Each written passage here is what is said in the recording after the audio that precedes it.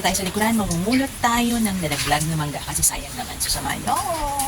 May drada na tayo, maliit na timba para dito ilagay yung mga mangga na mapupulot natin.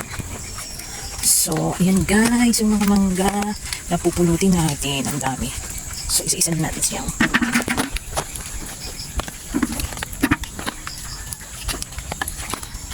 dalawa.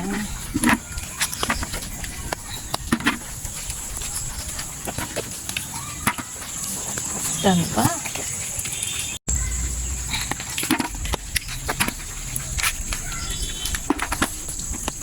Dami mangga.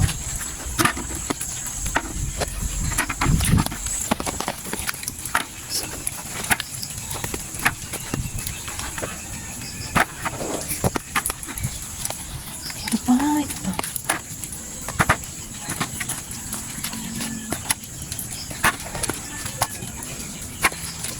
Oh, yan. Dami na tayo. Ayan.